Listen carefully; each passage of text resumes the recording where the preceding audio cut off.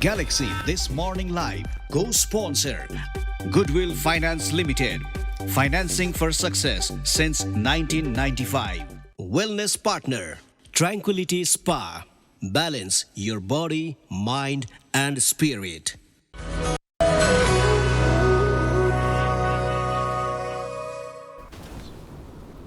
यहाँलाई फेरि पनि स्वागत छ दिस मर्निङ लाइभमा ब्रजेश र म तपाईँको सब आइसकेका छौँ भने हामीसँग आज एकदम महत्त्वपूर्ण अतिथि हुनुहुन्छ we have a very interesting guest Yeah, we have shown you a glimpse before going to the news break. Right. But now we'll show a small introductory video about him before presenting him to you live.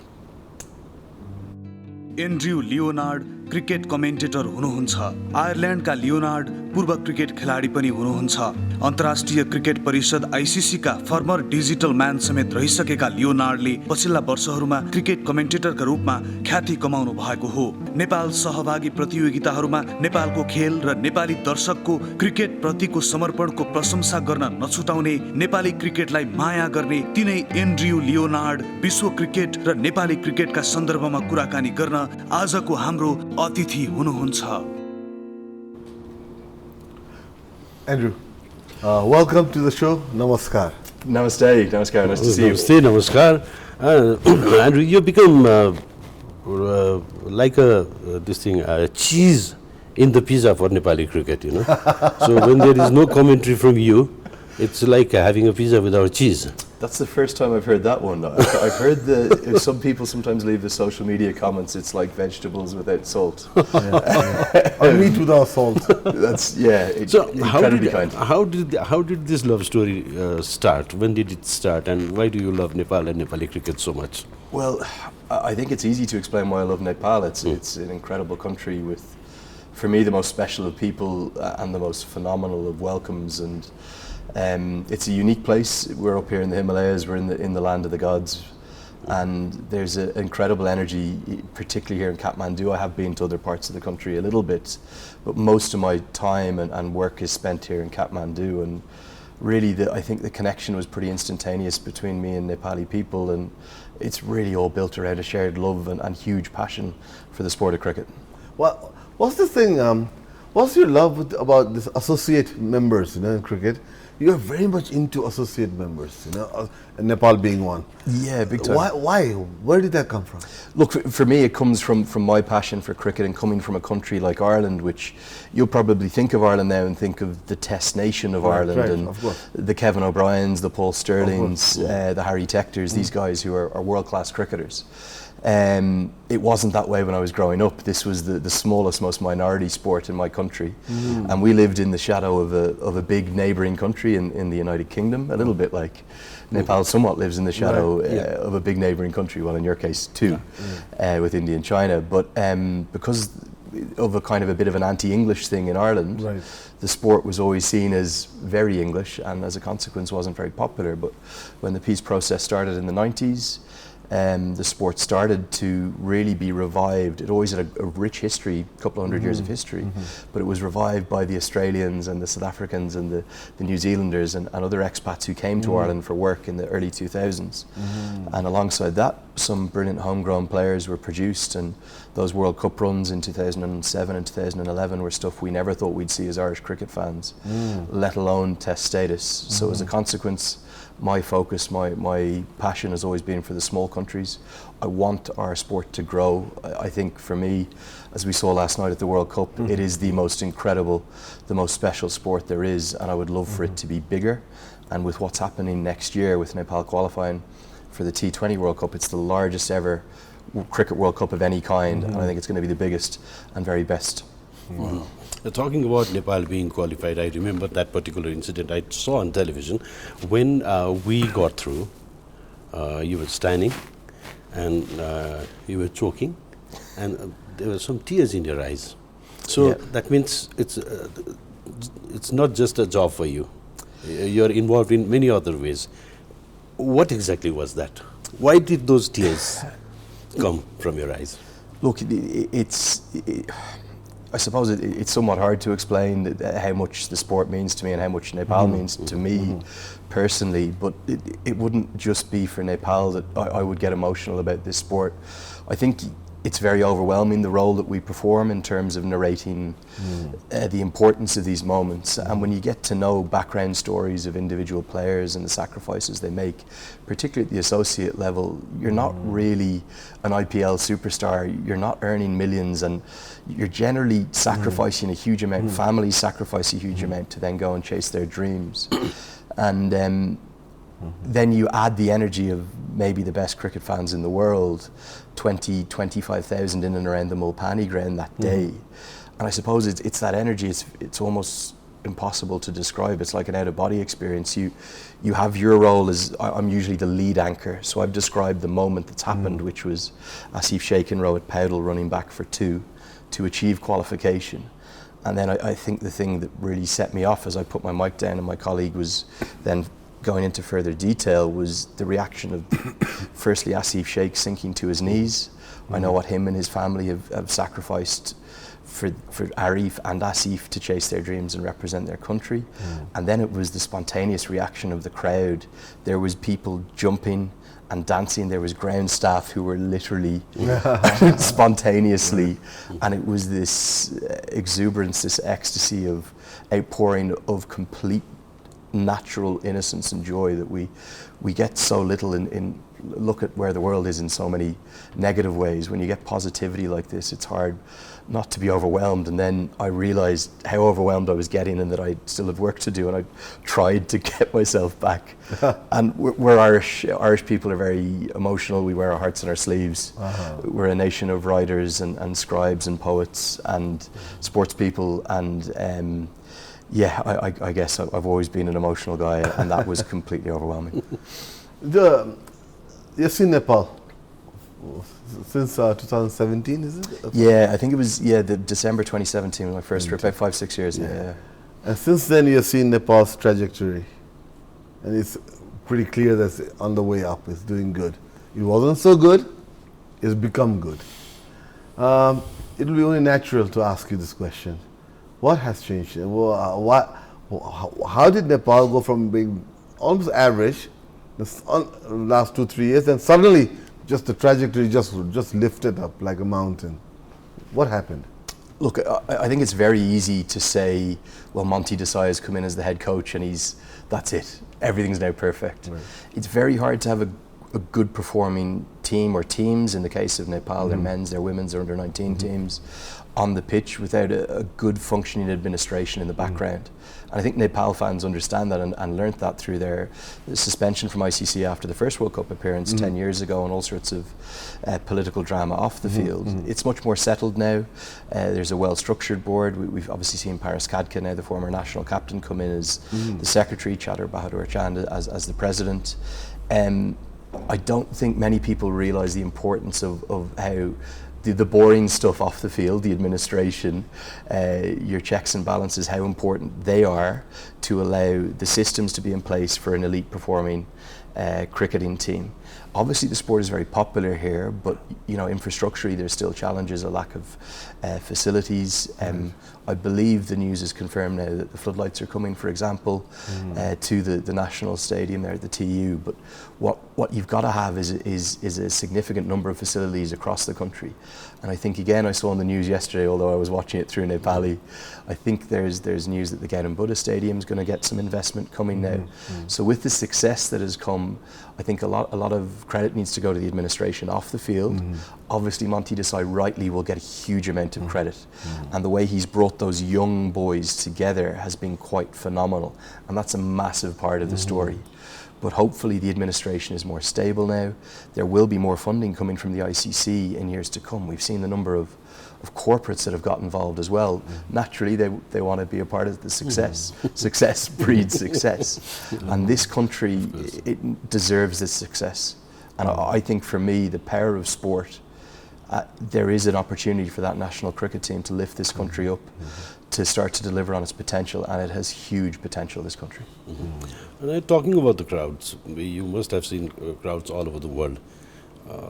how do you see Nepali crowd? Because you're getting into the crowd and interacting with all the audience also. I've seen that. So what is your experience? What is your most memorable experience? How do you rate our crowd and your experience? I think I've upset a few Nepali policemen in recent times with going to the crowd too often. They told me this time, you can't go without telling us. And actually, in this particular, the scale of broadcast the ICC had put on for this event, the most recent one, we commentated every ball, so there was no opportunity. Look, the way in which the crowd have taken me in is completely overwhelming. The kindness, the sincerity, the joy, and the innocence with which some of the messages I receive, and some of the people that stop me in the street. I'm not going to cry, it's morning television. But honestly, I'm regularly overwhelmed by people I meet because of the kindness of what they say to me and how much me being here means to them, which is just marvellous. You asked me about the crowd. I genuinely think they are some of the best fans in the world. Anyone who watched the Super Over game, the final the other day, and saw that everyone stayed and applauded the Oman team, even though Oman won. I don't think you would get that in cricket crazed nations like India, Bangladesh, Sri Lanka or Pakistan that neighbour us. There's an energy here, and I think a lot of that is to do with two things. One, firstly, there isn't a huge amount of cricket that they get here, so that when it does come, people get very excited. There's been a lot more this year than in previous years. And then secondly, there is an innocence here, there's a sweetness to people, there's a wholeheartedness and a beauty to people that I just think is hugely reflected in the way in which they behave and the passion they have for the sport. Very knowledgeable fans too. They understood. There was two incidents. Sorry to keep going, but there was two incidents that happened. The first one was in the critical semi-final. I thought Nepal were struggling with the ball, and I think Mohammad Wasim was still in. They were 40 for none in 4 overs, and the whole crowd stood up and chanted Nepal, Nepal. And what happened in the next over? Sampal Kami got a wicket, and then he made it 2 wickets. They know when the team needs them. And they stand up, and it was the same in the final. They were in real trouble, badly in need of some runs. The whole crowd stood up, and then Gulshan Jah hit 24 off and over. And those things are not unconnected. They're a 12th player for the team. Now, with the associate member nations like Nepal, what's the future like now? I mean, I know it has improved. You have been very much active, vocal about it, and there's a lot of contribution from your side to ensuring that countries like Nepal also get the visibility, and it's easier path ahead. What more needs to be done now to get the associate nations to mainstream? Look, I think stuff like what we've seen this year, the 16th of March, the run of 11 wins from 12 ODIs, winning the ACC Premier Cup, going to play India and Pakistan for the first time, and now going to a first World Cup in 10 years. Is a huge part of it. Almost every player I've spoken to in an associate country, from Scotland to Namibia to Ireland when we were, to here in Nepal, almost every player who's played for their country has said that they were inspired by a previous World Cup appearance. I can't explain the importance of those World Cups. And I know it was a restrictive period the last 8 years. I was working for the ICC from 2014 to 2017 when they were restricting the World Cups. We're currently watching a 10-team World Cup in India. In the next right cycle from 2024 to 2031, every World Cup will increase, men's, women's, youth. And that is such a good sign. The structures the ICC have actually beneath the elite are very good now. Nepal played 36 ODIs in the last cycle for the first time. They'll do the same again when Cricket World Cup League 2 starts. That has brought more attention than ever before for the associate game. Every game, single one of those games was broadcast. 6-7 years ago when I was at ICC, the Nepal fans used to crash the ICC website because there was no live streaming, and the only place they could get the live scores was the ICC website. People forget that. That's only 6-7 years ago. Now all of these games are broadcast. They're all the way around the world. Domestically here in Nepal, all the TV channels, the media do a phenomenal job of amplifying that. World Cups are so important, but then it's the pathways to those World Cups that actually make sustained success possible for associate cricket. And for the ICC, they are increasing every World Cup in that next cycle. So the T20 World Cup goes to 20 teams next year. And the biggest change, there's no preliminary stage or group stage anymore. It's an open draw. So Nepal going to that World Cup next June will go into a group with, who knows, could be Australia, India, Pakistan, England, South Africa. The players are desperate to play Australia for the first time. Yeah. And also the ACC structures, Asian Cricket Council, fantastic. There's more cricket than ever before, under 16s, under 19s, men's, women's, boys, girls, and that's great to see. I hate to interrupt because we're having a great conversation, but we need to take a short break and we'll continue after this.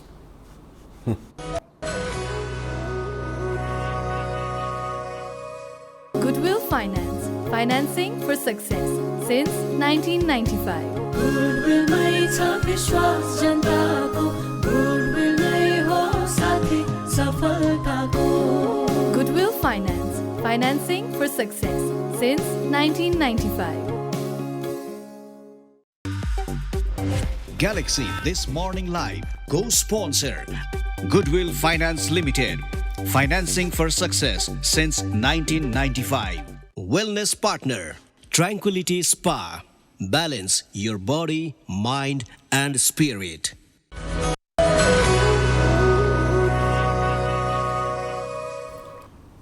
यहाँलाई फेरि पनि स्वागत छ this morning लाइभमा। हामी Andrew Leonard पूर्व खेलाडी पनि हुनुहुन्छ, क्रिकेट खेलाडी पनि हुनुहुन्छ र कमेन्टेटर पनि हुनुहुन्छ र तपाईँले उहाँलाई धेरै पटक नेपालको खेलहरूमा कमेन्ट्री गर्दै गरेको सुन्नु पनि भएको छ, देख्नु पनि भएको छ। Andrew, coming back to the conversation, you have done so much and we have seen you, heard you, in all the Nepali games. What are your personal challenges though? Do you see there are certain challenges that you have personally? Yeah, look, I think probably the biggest one for me is, as I'm now a full-time commentator, which I kind of almost get chills saying it to you. I can't believe it. I'm not a famous former professional cricketer, which the industry covered around the world, the sport that we love, is predominantly covered by famous former players. I did play to quite a good level. I got right to the verge of the national team, spent a couple of years in county cricket and the like, but the majority of the broadcasters you hear down at the World Cup down south of us, with one or two very notable exceptions, are all former players. So the industry tends to take a guy who's 36, who's never held a microphone before, and put him straight in at the top level. And I think some of the very best commentators in the world are former players. Michael Atherton, for example, is for me probably the best. Richie Beno, maybe the greatest of all time, who used to captain Australia. But my favourite commentator of all time is a guy called Tony Cozier, who was from the Caribbean, who was a broadcaster. And it's funny because in most other sports you usually have a trained broadcaster, a lead anchor, supported by an expert, a former player. For some reason in cricket we tend to be dominated, but because of the amount of cricket that is now broadcast, right the way from all of the associate cricket pathways to all of the franchise leagues and private leagues. I travelled to the United States on Saturday to do a league in Florida, there is opportunities now to be doing this on a full-time basis. I'm so lucky. I did my first ever test match this year, Ireland-Bangladesh in Dhaka. I did the Cricket World Cup qualifier in Zimbabwe, which all of the Nepal fans were watching. And one of the things, I suppose, for me, it's not a challenge, it's an opportunity, is I'm so grateful to Nepali cricket for the exposure they have given me. And the players often come to thank me for all the support I give them. And I'm always overwhelmed. I want to thank them for the brilliance that they are doing for the country and the fact that it allows me to tell their story to the world. You've become such a regular part of Nepali cricket and Nepali cricket commentary, and especially games being played here in Nepal. I heard few rumors about you. Oh God. That, number one, Andrew loves Nepal so much, Nepali cricket so much, that even if ICC doesn't send him, he buys his own tickets to come here. Number one. And number two, Andrew knows about all the local momo eating joints inside the narrow lanes of Kathmandu, with green curtains, and where to drink lassi. He knows 100%. Everything. Let's talk about these two. Yeah, so the first one, trust me, some of the rudimentary broadcasts, you do have to pay for your own ticket at points. And there would be a few gigs where I'm not exactly making money on it, let's put it that way. But look, life is about more than money, isn't it? And I think the biggest thing about Nepali cricket is the emotions that are involved. And actually, when you synopsize the country, you package it up beautifully there. The shared interest that Irish people and Nepali people have, the love of sport, the love of music, the love of culture, the love of of a nice beverage in the evening in one of those alleys down in whether it be Kathmandu or Tamil or Lalapur, my favourite part of either of the two twin cities here.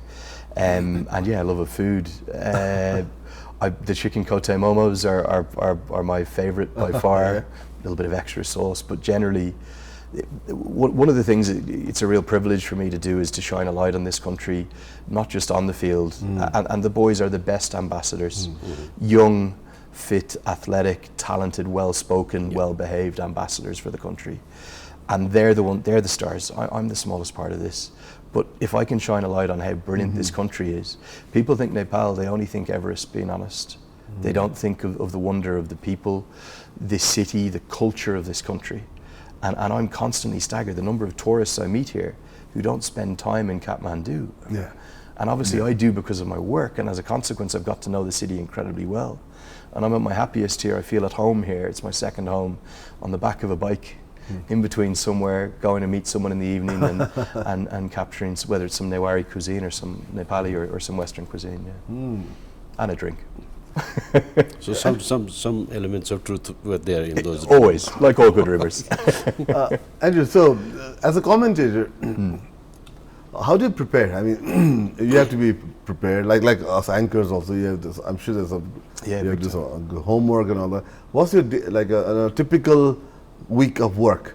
How do you prepare? Yeah, look, the key thing for me is to get as much background and detail on the players that I'm commentating on as possible.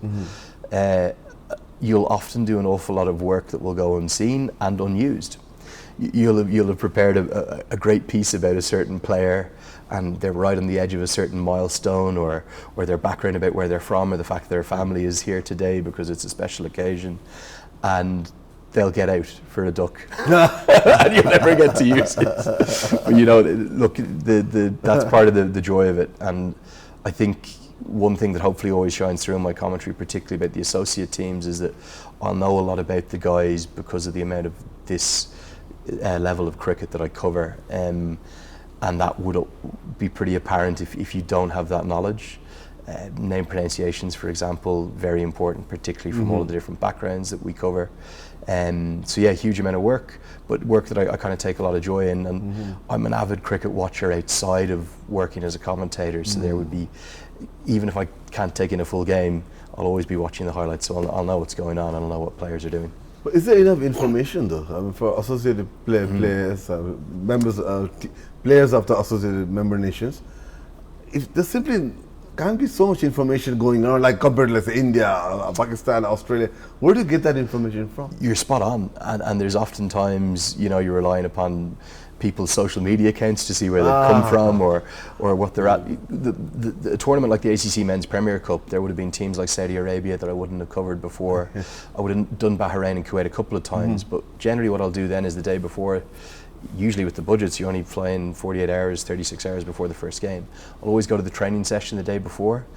And this goes back to my point about why I love the associate game. The majority of these guys are working jobs, taking time off work, guys and girls, men and women. And you go and speak to them, their team manager, their head coach, and they give you the stories.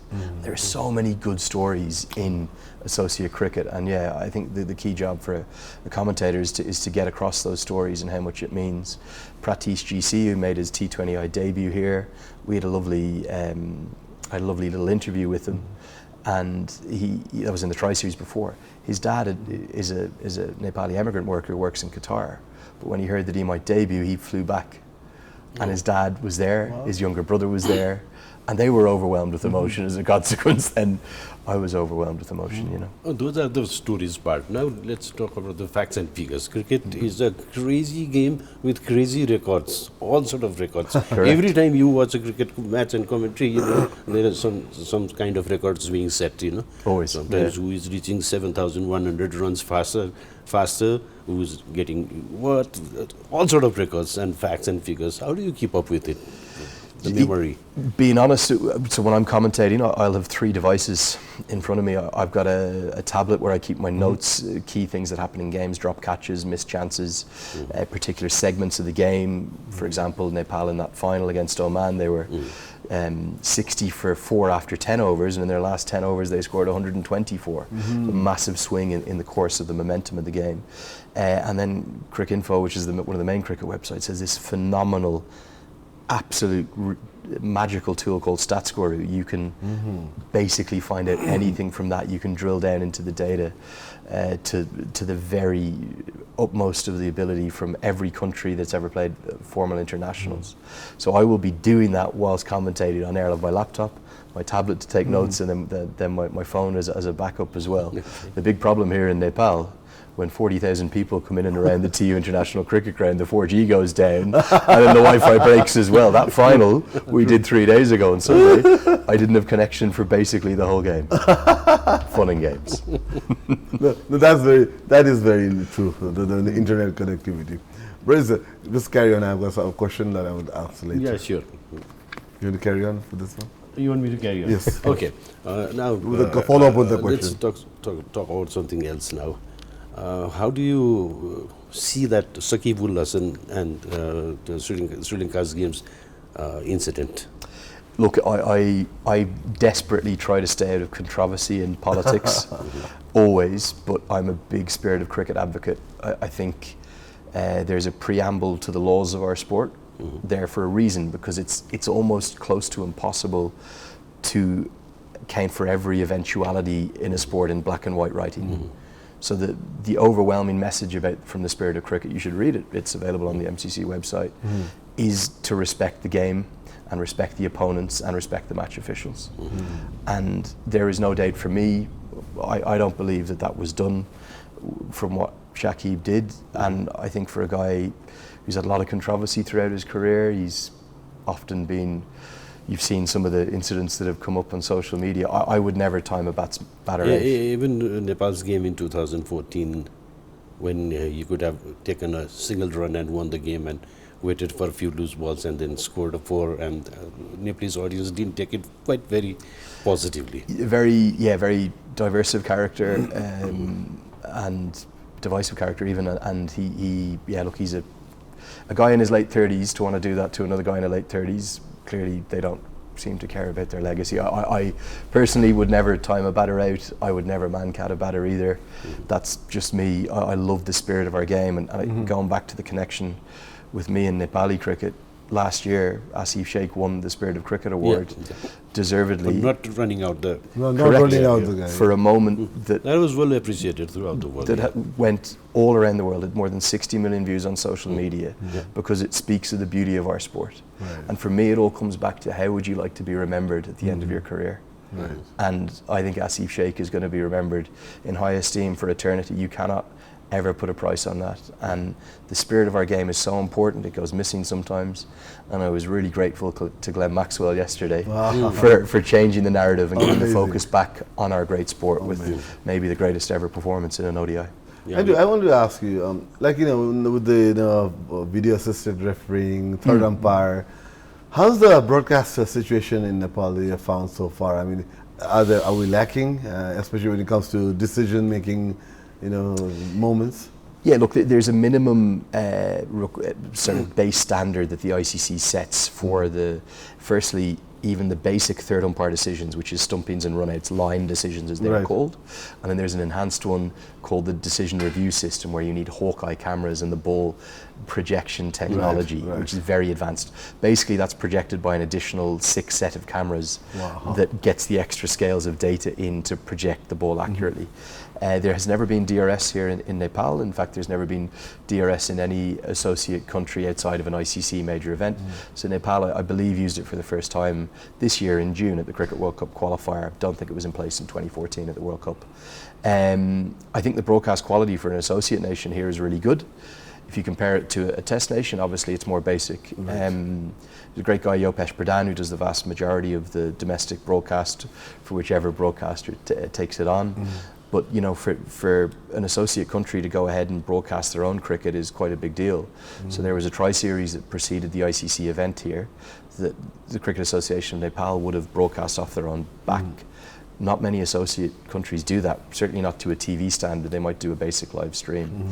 So for the ICC events at this level, it's pretty basic. It's 6 cameras, 2 commentators doing their best for the whole day, myself and my great mate Paresh Lahani. And then, you know, it's difficult, but certainly for associate cricket, they do really well. Right. Well, Andrew? Yeah. We have almost come to the end of our allocated time. would love to continue. That flew by, We've crossed 10 Time minutes. is- We've crossed 10 minutes. We've gone extra 10 minutes. And this is a small memento from us. Oh, look at this. Is it This Nepali? means that we are delighted to have you here. That's very kind. It says in Nepali, तपाईं आउनुभयो, हामी दङ्ग पर्यौं. Danga Paryong is very happy. We're very happy that you came.